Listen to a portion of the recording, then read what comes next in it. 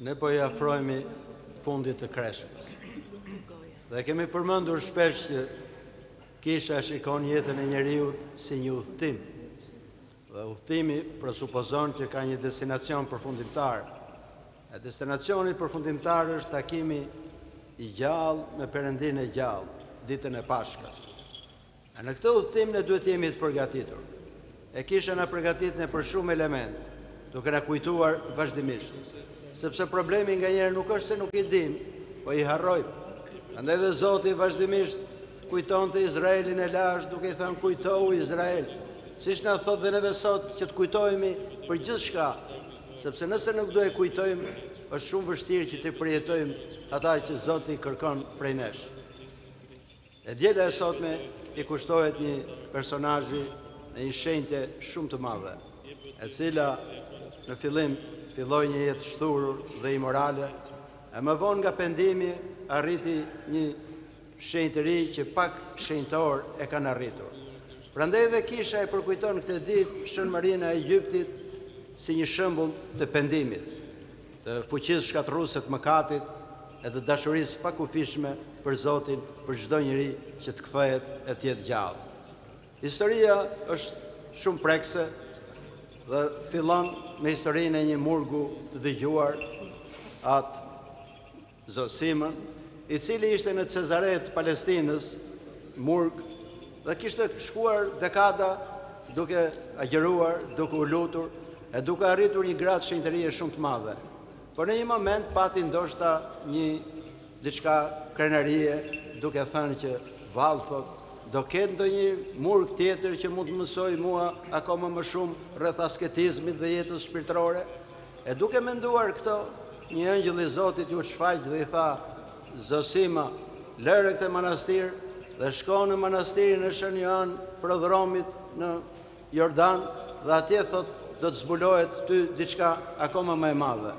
Ai u bind urdhrit, u nis dhe shkoi në atë manastir. Ai manastir ishte shumë i shenjtë.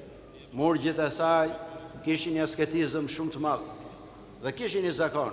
Kur afronte Pashka, që fillonte Kreshma e madhe, bënin një merë së bashku të dielën e parë të Kreshmës dhe pastaj i kërkonin falje njëri tjetrit dhe gjithse kush merrte pak ushqim sa mundte dhe largohej në shkretëtir në vende të ndryshme e të gjithë ishin vetëm. Dhe kishin zakonin që kur ktheheshin ditën e dafinave, të dielën e dafinave, nuk e pyesin njëri tjetrin se çfarë kishin bërë në shkretëtir, po gjithse kush ta kishte në ndërgjegjen e tij veprën e tij asketike. Dhe Zosima së bashku me tjerët shkojnë në shkretir. Eci rreth 20 ditë dhe duke u lutur në një kodër të vogël, pa një hije, një si formë njerëzore që i kaloi pranë. Fillimisht u tremb, bëri shenjën e kryqit dhe mori kurajo, dhe kur pa që ishte një qenie njerëzore, e cila përsa pa murgun filloi të vraponte të largohej. Murgun tonë se i vjetër vrapoi dhe ai, dhe kur i afrua ai tha: "Ndal thot që të bisedojmë thot, po të flet thot një murg mëkatar." Dhe ajo ndaloi.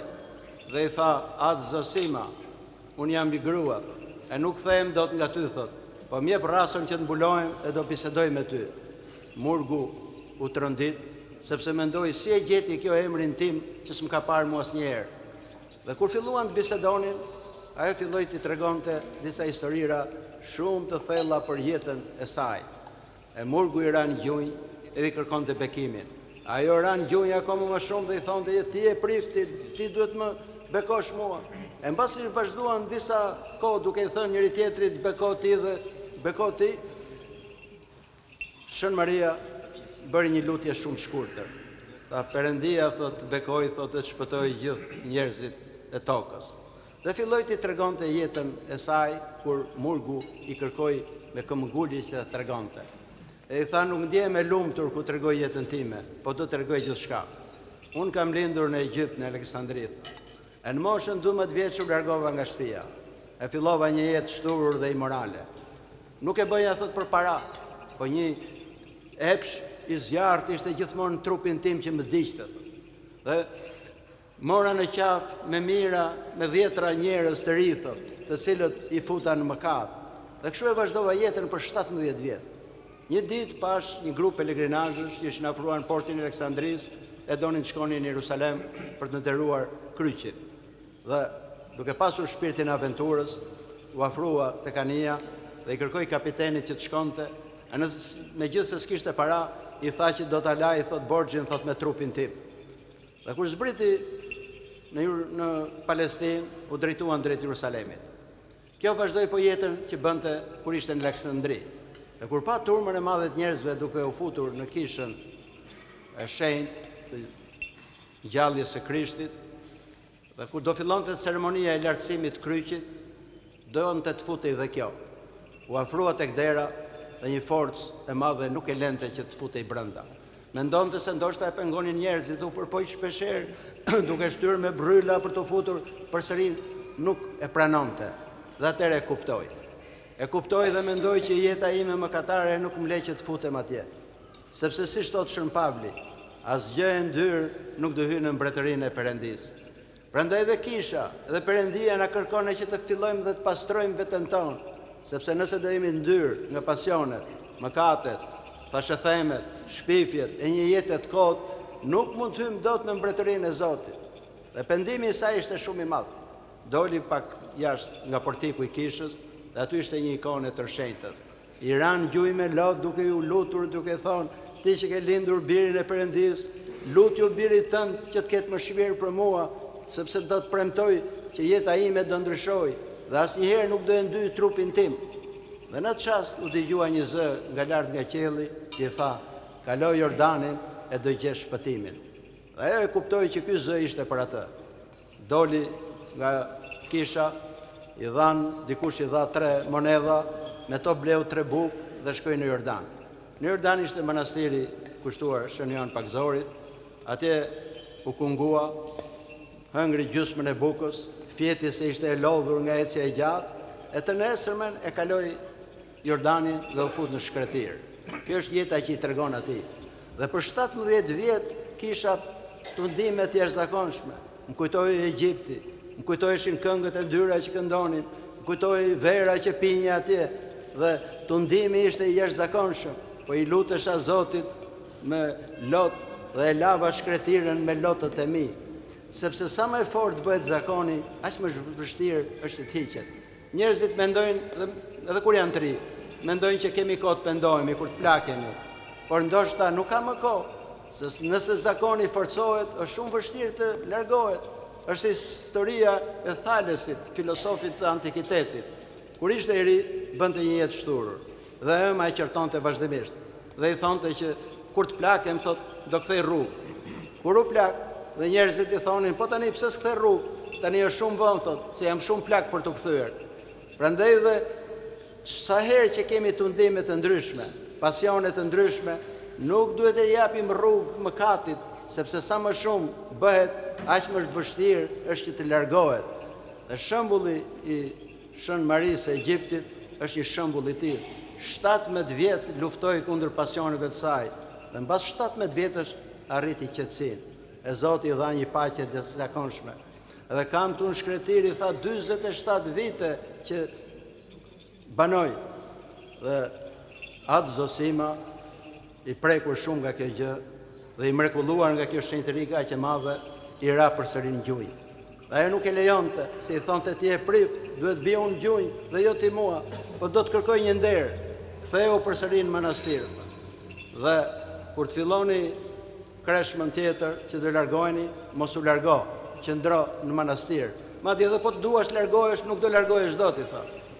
Dhe më prit mua në lumin Jordan, se do vi, thot, që të kungohem. Edhe atë Zosima u kthye i mrekulluar në manastirin e tij, nuk i tregoi askujt për këtë ngjarje, dhe kur erdhi radha e pashkës tjetër, e kreshmës tjetër, ai rasmur. E nuk mund shkonte dot si shkuan gjithë murgjit e tjerë. Atëherë ju kujtua fjalët që kishte thënë e shenjta që edhe po të duash nuk do largohesh dot. Dhe mbas sa ditësh, kur i ofrua pashka, mori kungatën, mori sa ushqime dhe shkoi në Jordan duke e pritur. Dhe kur e pa së largu, u mrekullua përsëri, sepse ajo bëri kryqin dhe filloi të ecte në ujë.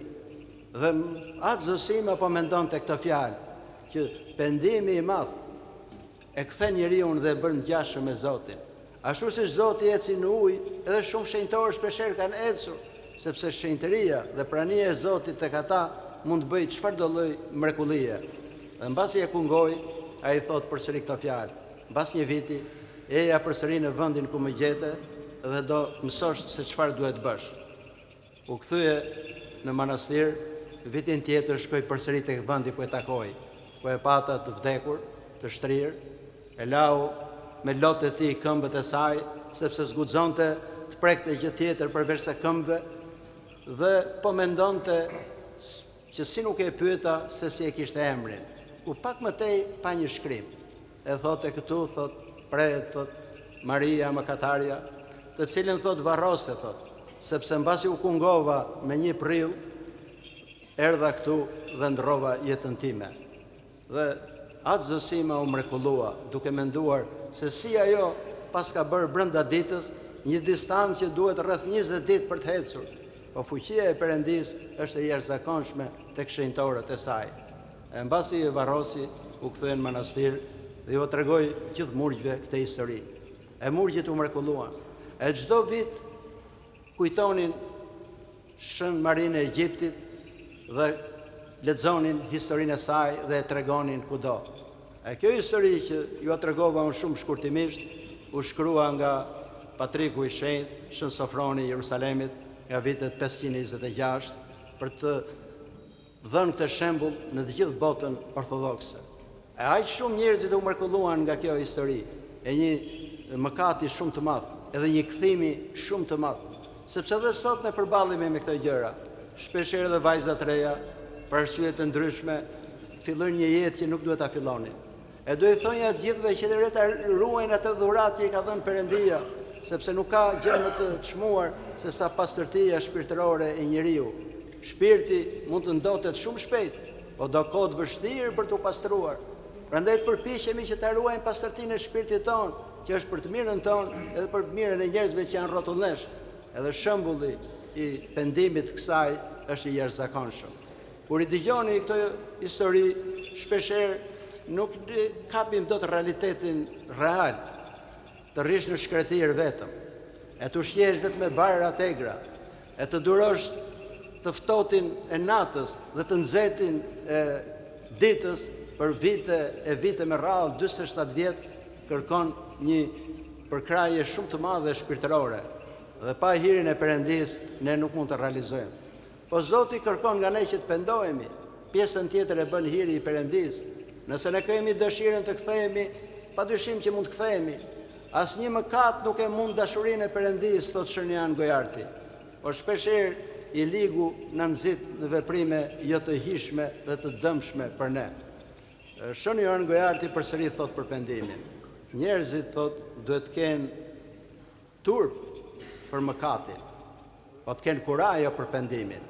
Ndërsa i ligu e përmbys thot, i bën që njerëzit të kenë kurajo për mëkatin e të kenë turp për pendimin. Pendimi nuk është gjë e turpshme, po është një gjë e shenjtë.